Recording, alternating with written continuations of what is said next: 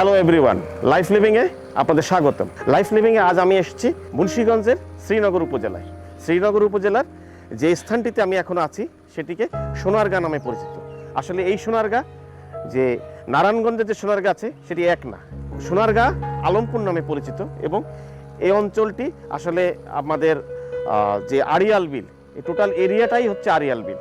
এবং এই অঞ্চলের যে নীরব বিপ্লব হচ্ছে এবং খাদ্যের যোগান দেওয়ার জন্য যে নীরব বিপ্লবটি হচ্ছে এবং বিভিন্ন স্থানে গবাদি পশু পালন হচ্ছে, যে গবাদি পশু থেকে মাংস এবং ডিম এবং দুধের সংস্থান হচ্ছে, এটি একটি নীরব বিপ্লব। এই নীরব বিপ্লবটির অংশ হিসাবে আজ আমরা হাকিম মোল্লা নামে একজন ভদ্রলোকের বাড়িতে এসেছি। উনি একজন গৃহস্থ মানুষ, উনি নীরব বিপ্লব করছেন। সেই নীরব বিপ্লবটি আজকের এপিসোডে আপনাদের দেখাবো এবং আমাদের সাথে আছেন হাকিম মোল্লা।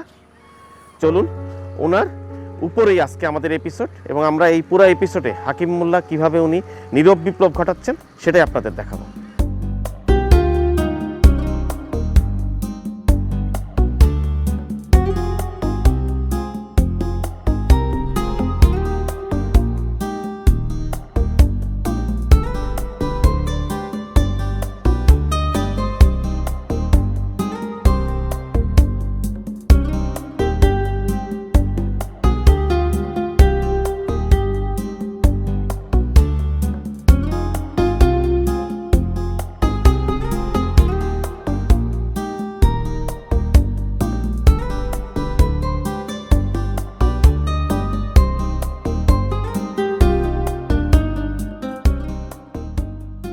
আমি প্রথম ছিলাম সৌদি আরবে।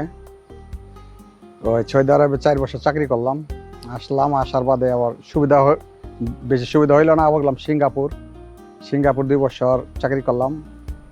সিঙ্গাপুর থেকে আসলাম 2002-এ। আসার বাদে মাস 2 বাদে আবার চলে গেলাম কাতার সাহেবের অফিস থেকে, গুলশান, এখান থেকে আমার পাঠাইলো। ওখানে 13 বছর চাকরি করলাম। তো এখানে কোম্পানি ভালোই ছিল। ওই 6 মাস বাদে আইতাম, 1 বছর বাদে আসতাম, 2 বছর বাদে আসতাম।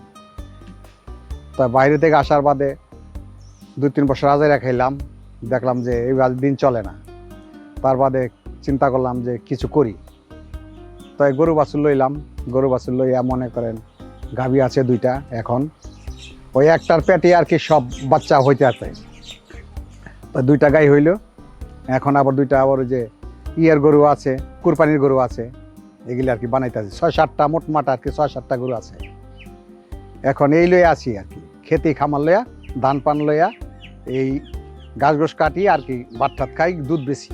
এই আমার ঋণ লাগবো না ইনশাল্লাহ। 2 ছেলে বাইরে আছে ইনশাল্লাহ। আমার মনে কর নিজের টাকা দিয়ে আমি আরো বড় কিছু করতে পারবো ইনশাল্লাহ।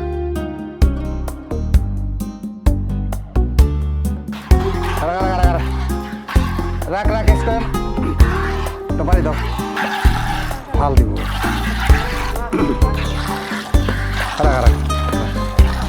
এক চপ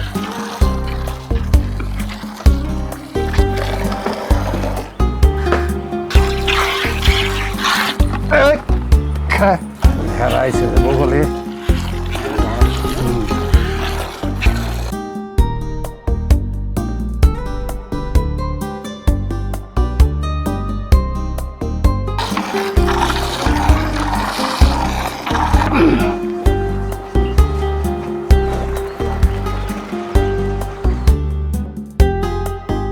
হ্যালো এভরিওয়ান, লাইফ লিভিংয়ে আজ আপনাদের যে হিরোকে দেখালাম সে হিরো হচ্ছে হাকিম মোল্লা।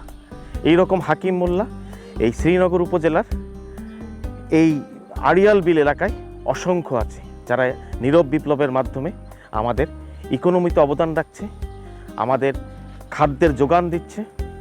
তাদের গল্প বলে শেষ করা যাবে না। এরকম হাকিম মোল্লা এখানে হাজার হাজার আছে। যে হাকিম মোল্লার গল্প দেখালাম, যে হিরোকে দেখালাম, আপনাদের এই রকম হিরোর গল্প আরও বলবো এবং আপনাদের নিশ্চয়ই ভালো লাগবে। আপনারা আমাদের সাথে থাকুন, লাইফ লিভিংয়ের সাথে থাকুন।